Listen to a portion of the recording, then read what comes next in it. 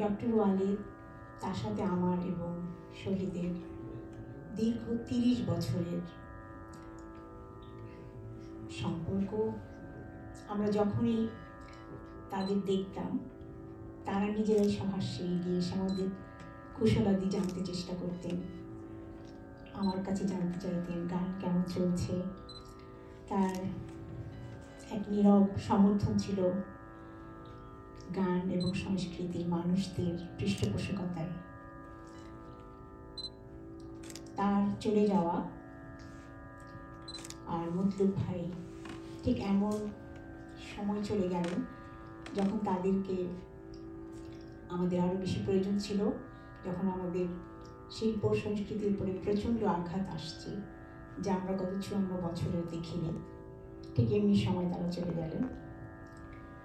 মতলুব ভাই তার চলে যাওয়ার সপ্তাহ দুয়েক আগে আমি তাদেরকে নিমন্ত্রণ করেছিলাম আমার বাড়িতে। আপা এবং মতলুব ভাই এসেছিলেন। বিশেষ করে ওই গান দুটো আমাকে যে দিতে চেয়েছে মতলুব ভাই, এবারের ট্রিপে উনি আমাকে বলেছে, একটি বই দিয়েছেন, দিয়ে বললেন যে এই বই থেকে বোন তুমি কি দুটো গান এই বই থেকে আমার জন্য করতে পারো। অনেক আগেই অনেকবার উনি বলেছেন ওনার গান করতে। আমার হাতে অনেকগুলো গান আছে, সেগুলো শেষ করতে পারছিলাম না অর্থনৈতিক কারণে, যেই জন্য আমি কথা দিতে পারিনি তখন। এবার আমি কথা দিয়েছি, কারণ আমি দেখলাম যে উনি খুব অসুস্থ অবস্থায় এসেছেন চিকিৎসা করতে। তো আমি তখন বলছি অবশ্যই আপনার গান করবো। বইটা খুলে আমি যখন দুটো গান পেলাম, যে গানগুলোর জন্য যেন আমি দীর্ঘদিন ধরে অপেক্ষা করছিলাম, একেবারে যেন এখনকার বাংলাদেশের প্রেক্ষাপটে লেখা। উনি বললেন না, এগুলো আমার অনেক আগের লেখা। আমি বললাম এই দুটো গানই আমি করবো, এই দুটোই আমি চাই। তারপর আমার ভিতরে কেমন একটা তাড়না অনুভব করছিলাম গানগুলো পাওয়ার জন্য।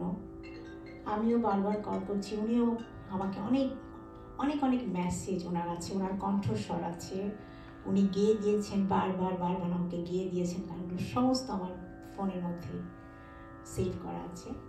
এর মধ্যে একটু হারিয়েও ফেলেছিলাম। রেহানা আপা বাংলাদেশ থেকে আমাকে আবার সেগুলো মতলুব ভাইয়ের ফোন থেকে আমাকে আবার পাঠিয়েছেন।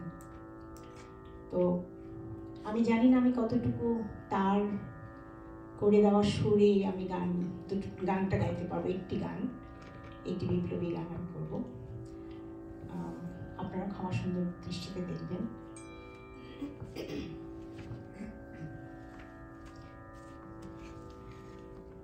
গানের বিষয়বস্তু হচ্ছে যে যারা বাংলাদেশের স্বাধীনতাকে অস্বীকার করে, যারা মিথ্যা কথা ছড়ায় স্বাধীনতার বিরুদ্ধে এবং স্বাধীনতার সমস্ত স্মারক চিহ্ন মুছে দিতে চায়, তাদের বিরুদ্ধে তিনি বলেছেন যে আমরা কি মরে গিয়েছি, আমরা কি বেঁচে নেই। তো আমি বলবো মতলুব ভাই আসলে কখনো মরে যান না।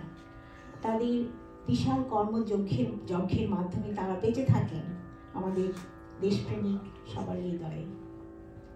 আমি কখনোই বলবো না যে তারা চলে গিয়েছেন। তারা সবসময় আছেন আমাদের সাথে। তাদের লেখা গান কবিতা আমাদেরকে সবসময় স্বদেশ চেতনায় উদ্বুদ্ধ করতে থাকে। গানটি বৈতালিক ভাবে উনি বলেছেন যে এটি একটি বিপ্লবী গান, তো আমি তোমাকে এইভাবেই গেয়ে দিলাম।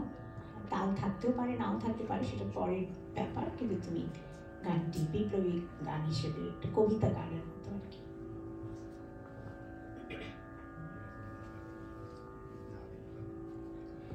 এই মিথ্যে কথাটা তোদেরকে বলেছে ভাই, এই মিথ্যে কথাটা তোদেরকে বলেছে ভাই।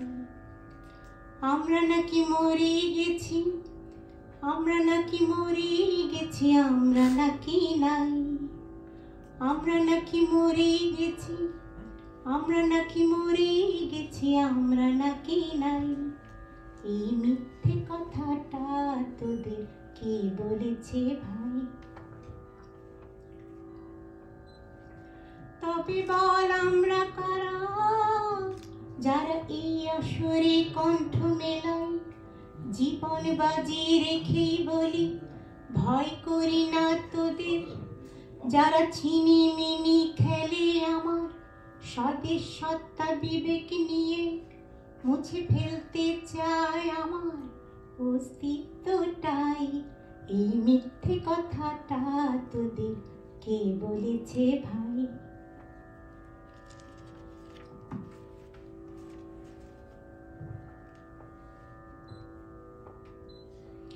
ওরা বলে আমরা মিছা, যারা এই দেশেরই বীর সন্তান। হানাদারদের শাসিয়ে বলি ভয় করি না তোদের, তোরা মুখোশধারী বর্ণচোরা মানুষ রূপী দানব পশু। ঘৃণ্য তোদের এই মাটিতে হবে না রে ঠাই। এই মিথ্যে কথাটা তোদের কে বলেছে ভাই? এমন অনেক মিথ্যে আছে, যেমন আদুর বাদুর ঝোলে গাছে। এমন অনেক মিথ্যে আছে, যেমন আদুর বাদুর ঝোলে গাছে। দিনের বেলায় চুপ নিশ্চুপ, রাতে ওদের জুড়ি নাই। ভেজা বেড়াল মানুষ যত, সাধু বেশি অবিরত। তোমায় আমায় ঠকিয়ে চলে, কথায় কথায় মিথ্যে বলে। ভণ্ডামি আর শয়তানিতে গুরু শিষ্য এক ঠাই। এই মিথ্যে কথাটা তোদের কে বলেছে ভাই? আমরা নাকি মরে গেছি, আমরা নাকি মরে গেছি, আমরা নাকি নাই। আমরা নাকি মরে গেছি, আমরা নাকি মরে গেছি, আমরা নাকি নাই। এই মিথ্যে কথাটা তোদের কে বলেছে ভাই? আমি আবারও বলবো, ডক্টর ওয়ালেদ এবং অধ্যাপক মতলুব আলী, তাদের মতো মানুষগুলো কখনোই মরে যায় না, তারা সবসময় আমাদের সাথে থাকেন, আমাদেরকে উৎসাহ ও অনুপ্রেরণা দেওয়ার জন্য। ধন্যবাদ।